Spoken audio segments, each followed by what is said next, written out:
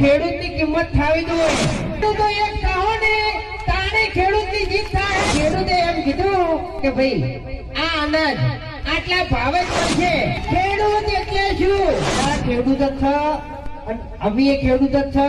તો નમસ્કાર મિત્રો, સ્વાગત છે તમારું મારી યુટ્યુબ ચેનલની અંદર. ને મિત્રો તમને બધાને ખબર જ હશે કે એસબી હિન્દુસ્તાનની ટીમ જે અત્યારે મિત્રો બહુ મોટી છે, અને સાથે સાથે વાત કરવામાં આવે તો એસબી હિન્દુસ્તાનની ટીમના ફૂમતાજી, હા મિત્રો તમે એમને સારી રીતે જાણતા જ હશો. ક્યાંક ને ક્યાંક મિત્રો તમે એમને સોશિયલ મીડિયાની અંદર જોયા પણ હશે. હા તો મિત્રો વાત કરવામાં આવે તો એ અત્યારે જાહેર મંચ ઉપર જે ખેડૂતોને લઈને મિત્રો ચિંતા વ્યક્ત કરી છે ને જે ખેડૂતોને કહ્યું છે તે તમે મિત્રો વિડીયોની અંદર સાંભળ્યું જ હશે.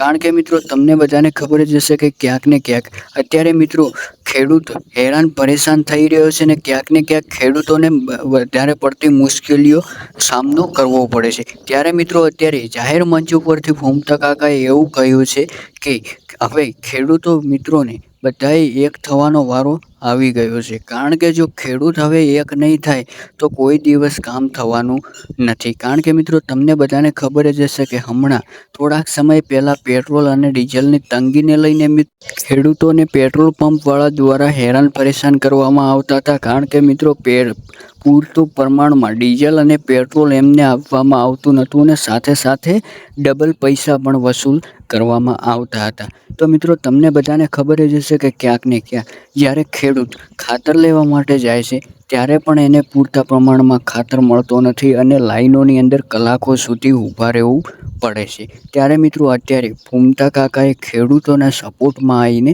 એવું બોલ્યા છે કે અમે પણ ખેડૂત જ છીએ, અમે પણ ખેડૂતના દીકરા જ છીએ, અને હંમેશાની માટે ખેડૂતોને સપોર્ટ કરતા રહીશું. તો મિત્રો તમે પણ જો ખેડૂતના દીકરા હો તો વિડીયોને લાઇક અને ચેનલને સબસ્ક્રાઈબ કરવાનું બિલકુલ ભૂલતા નહીં. અને સાથે સાથે મિત્રો વાત કરવામાં આવે તો તમને બધાને ખબર જ હશે કે અત્યારે એસબી હિન્દુસ્તાનની ટીમ એ બહુ ઊંચા લેવલે છે, છતાં પણ મિત્રો આવા નાના નાના ખેડૂતોની ચિંતા વ્યક્ત કરતા હોય છે. ને સાથે સાથે તમે મિત્રો એ ફૂમતા કાકાને જે કહ્યું તે તમે મિત્રો વિડીયોની અંદર સાંભળ્યું જ હશે. કારણ કે મિત્રો તમને બધાને ખબર જ હશે કે ખેડૂત એ જગતનો તાત કહેવામાં આવે છે, છતાં પણ મિત્રો ખેડૂતને હંમેશાની માટે હેરાન પરેશાન કરવામાં આવે છે.